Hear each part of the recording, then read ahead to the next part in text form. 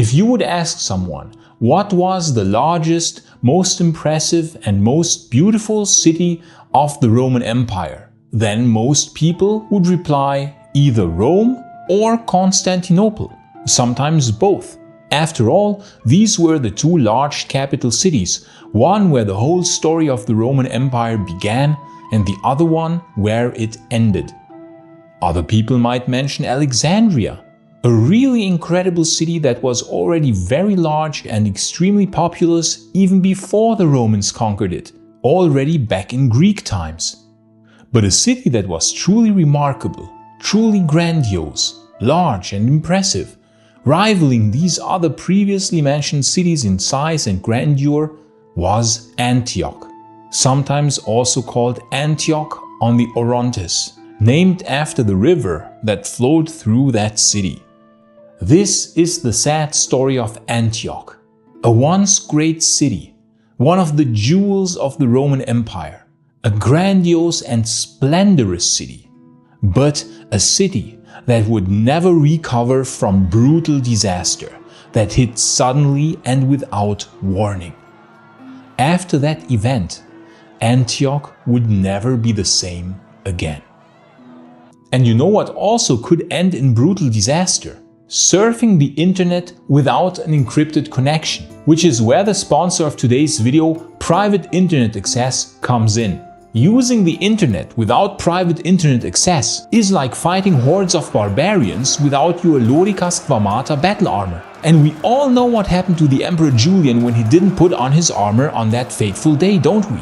That's why I would highly recommend using a VPN service like Private Internet Access. A VPN, which stands for Virtual Private Network, hides your IP address and safeguards your internet connection through an encrypted tunnel. That way, your private information cannot be exploited. Private Internet Access is the most transparent VPN provider out there with over 30 million downloads. They help to protect your personal data by encrypting your internet connection through their world-class server infrastructure. But one of the best use cases for Private Internet Access is that you can access region-restricted content from all over the world, such as the movie Gladiator, which is currently not available for streaming on Netflix in Germany, but it is available in Canada. So I just set the location on Private Internet Access to Canada, and voila, I can watch the movie Gladiator.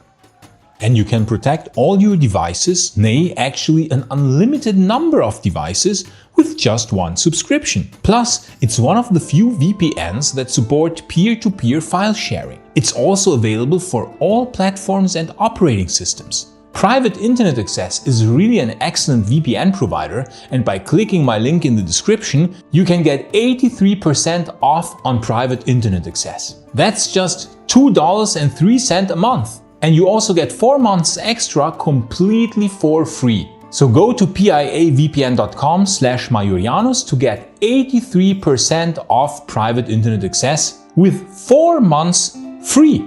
An excellent deal. And back to the video. In 323 BC, Alexander the Great died, and his generals would immediately start fighting against each other for control of Alexander's vast empire. One of these generals was called Seleucus I Nicator, and after winning the territory of Syria, he went on to found many cities. Most of them he named after his father Antiochus, or after his son, who was also called Antiochus. Seleucus founded the city that would become the Antioch that we know by giving a piece of sacrificial meat to an eagle, and the city would be founded wherever the eagle would choose to land. And so it was that the eagle chose a site at the Orontes River, near to where the river had formed an island. This happened in the year 300 BC. Seleucus proceeded to have the city built in imitation of Alexandria, and thus the city was laid out in exactly such a fashion. And this first grid plan was designed by the architect Xenarius. Already very early on, the city was settled with between 17,000 to 25,000 Greek settlers, mostly from Athens and nearby cities. The city was enlarged over the following 140 years, until at some point it grew massive in size. about 2 kilometers from west to east and 3 kilometers from south to north. It was divided into 4 parts, 4 districts that had been constructed over different time periods, and hence the city was also sometimes known as Tetrapolis. Already by 240 BC, Antioch was the capital city of the Seleucid Empire. Little is known of the city apart from its layout from that time period, except that the theater dated from that time and also the layout with the 2 main avenues, 2 impressive and long colonnaded streets. Very early on, the city was already sometimes called Antioch the Golden, leading us to believe that already in Seleucid Greek times it must have been utterly impressive, with golden cupolas glittering from afar in the sun. But already in 148 BC there was a great earthquake which damaged the city. This should unfortunately remain a recurring topic for Antioch. However, it was rebuilt in the following years. In 64 BC then, Antioch became part of the expanding Roman Republic. Already then, the great strategic importance of Antioch was quickly realized. Julius Caesar visited the city in 47 BC, confirming its status as a civitas libera, a free city. A great temple to Jupiter was built on the Silpius mountain, the large nearby mountain, and the Forum was built as well. In that time, around 50 BC, a very large circus was built for chariot racing. It was modeled after the Circus Maximus at Rome. It was 490 meters long, 30 meters wide, and could host up to 80,000 spectators. Already by the time of Augustus, the city was said by the Greek geographer Strabo to be only slightly smaller than Alexandria, which around that time period had some 300,000 inhabitants, meaning that Antioch had not much less. The early emperors wanted to make Antioch the Rome of the East, due to its strategic proximity to the Persian Empire. Tiberius added 2 long colonnades and enlarged the theater. Another earthquake shook Antioch in 37 AD. But despite these setbacks, the city was time and time again repaired, and afterwards every time larger than before. By the time of Trajan, the city probably already had around 500,000 inhabitants and a size of maybe half the size of Rome within the Aurelian walls, meaning that like in ancient Alexandria and Rome, the population density was extremely high, maybe as high as 70,000 people per square kilometer. An earthquake hit again in 115 AD, when Emperor Trajan visited the city, forcing the emperor to take refuge in the circus for several days. The emperor himself oversaw the following repairs.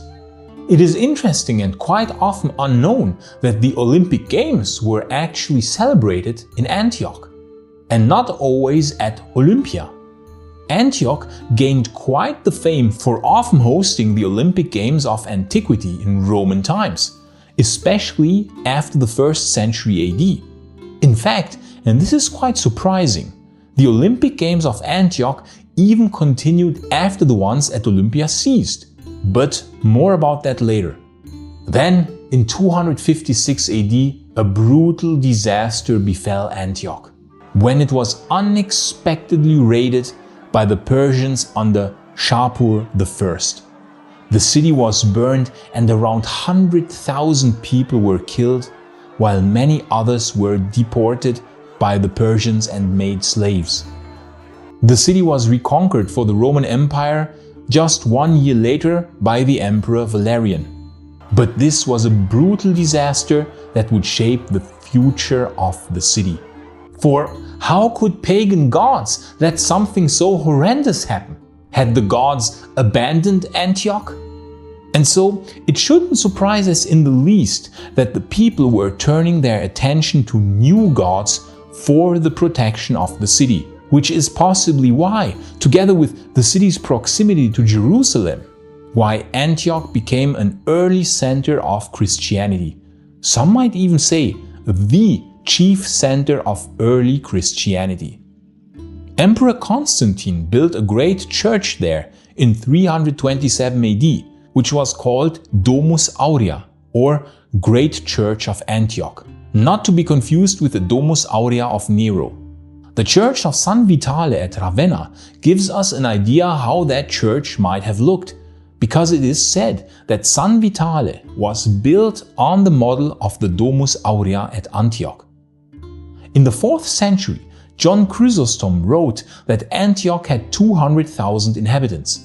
This means that the city had still not fully recovered from its utter destruction by the Persians in 256 AD. But yet still, it was an immensely important city, still the jewel of the East, rivaling Constantinople, Rome, Alexandria and Carthage in size, beauty and importance. Fascinatingly, all the while the Olympic Games at Antioch continued, unfazed by the rise of Christianity. In 362, the Emperor Julian stayed at Antioch for quite a while to prepare for his attack of the Persian Empire. Unfortunately, he alienated the inhabitants of Antioch, more than half of whom were Christians, by holding large-scale animal sacrifices in a quite exaggerated fashion. In fact, Antioch actually serves as a role model of the peaceful coexistence of pagans and Christians. While in Alexandria, in around 400 AD, there were clashes between pagans and Christians and religious riots, as well as in Carthage. In Antioch, meanwhile, Christians and pagans got along pretty nicely. No major clashes are known to have happened there. In 387 AD, there was a revolt in the city against the Emperor Theodosius because of new taxes that were laid onto the city. The emperor then punished the city by loss of its metropolitan status and by making it subordinate to Constantinople. The surprising tolerance of Antiochian Christians towards pagans and the hate towards the Emperor Theodosius is probably also the reason why the Olympic Games still survived, even after Theodosius cracked down on them in other parts of the empire. At Olympia, the last Olympic Games were supposedly held in 393 AD, even though there might have still been a few later, but by the mid-5th century they certainly had ceased to happen at Olympia. We can assume that Antioch continued to recover in the 300s and especially the 400s from the ravages of the Persian sack of 256, and by the 400s the city's population might have again measured in excess of 300,000. While other cities saw huge disasters, Rome having been sacked in 410, 455 and 472, Carthage having been conquered by the Vandals in 439, Alexandria seeing religious riots. In Antioch, meanwhile, no disasters are recorded in the 300s and 400s, apart from the occasional earthquake, which unfortunately was normal for Antioch. So while the Western Roman Empire was falling apart, at Antioch, meanwhile, everything looked pretty great. The city must have been utterly impressive during those times, and so we understand why the Olympic Games were still held there. But in 516 AD, when the Western Roman Empire was no more, the Emperor Justin I banned any games from being held in the city. Interestingly, this crackdown was not targeting specifically the Olympic Games, but all kinds of games, because of riots caused by the Blue faction in the Hippodrome in the early 520s. The games would have probably returned though, as unbelievable as this sounds. But it never came to that, because then brutal disaster suddenly struck. Antioch, when Rome was already slowly starting to fall into ruin, when Carthage was ruled by barbarians, was still a through and through Roman city. Grandiose temples, impressive colonnaded streets, giant aqueducts supplying the city with fresh water from afar, huge golden cupolas glittering in the sun from afar, giant theaters, a giant circus, and many other wonders attracted people from afar. This city, it seemed, withstood the ravages that took place elsewhere. But this would suddenly change in late May of the year 526 AD.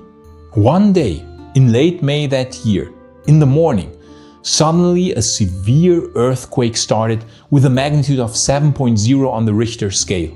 Unfortunately, exactly in that time, people from all around flocked to Antioch to celebrate the Ascension Day of Jesus Christ. 250,000 people were killed on that day. Some sources even suggest 300,000 dead, a staggering death toll. The port of the city, Seleucia Prieria, was lifted by almost a meter, and the subsequent silting left this ancient harbor henceforth unusable.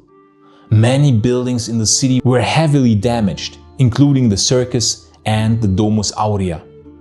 It is said that when news of this disaster reached Constantinople, the Emperor Justin I removed his diadem and chlamys, entered the Church of the Holy Apostles as a civilian, and publicly lamented the destruction of this great city. He ordered help sent to Antioch immediately, and the rebuilding works began soon afterwards. And so the rebuilding works were underway.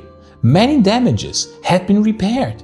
People were slowly starting to come back to the city when in 528 another earthquake struck the city. And again the buildings that had just been repaired were destroyed again. This earthquake was even a bit stronger than the one in 526, with 7.1 magnitude on the Richter scale.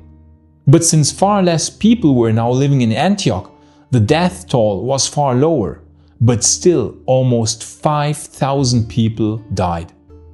This time, almost everybody fled from Antioch, and the city was now a ghost town, a shadow from what it had been just 3 years prior. But the Emperor Justinian still ordered the rebuilding and repopulation of the city. But then in 540 AD, the city was burned by invading Persians under Khosrau I. And still the Romans did not want to give up on Antioch. Justinian still ordered it rebuilt. But then earthquakes hit again in 551 and 577 and another one in 588. This would then be the final nail in the coffin for the Domus Aurea church. No further repair attempts would ever be undertaken. By that time, Antioch had been reduced to a small city, and only very small parts of the old city were still inhabited, while the largest part had become an abandoned wasteland.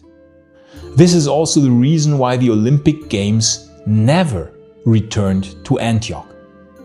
To make matters worse, in 613 the city was conquered by the Persians, not long later again reconquered by the Romans, but then finally lost in 637 AD to the advancing Muslim Caliphate. But by that time, the city was just a far cry from what it once had been. If you liked this video, please consider supporting Maiorianus via Patreon or via YouTube membership, because it is your support which makes this channel possible. You would have my utmost gratitude. And I would like to especially thank our new Restitutor Orbis member, Chat Zamzov. Thank you so much, Chat Zamzov, for your generous support. And I would also like to thank our new Augustus member, Antiquus Cornelius. Thank you so much, Antiquus Cornelius, for your amazing support. And I would also like to thank our two new Kaisar supporters, Andres and Stanislav Mischuk. Thank you so much, Andres and Stanislav Mischuk, for supporting Maiorianus. And of course, I want to thank everybody who's supporting Maiorianus in any form. Thank you so much, friends. You people are amazing. And if you want to learn more about how Antioch compared to other great cities of the Roman Empire, you can watch this video in the upper right corner. But if you want to learn more about the great city of Constantinople, you can watch the other video in the lower right corner. I say thanks again to all friends of Roman history, gratias tibiago and bene valete.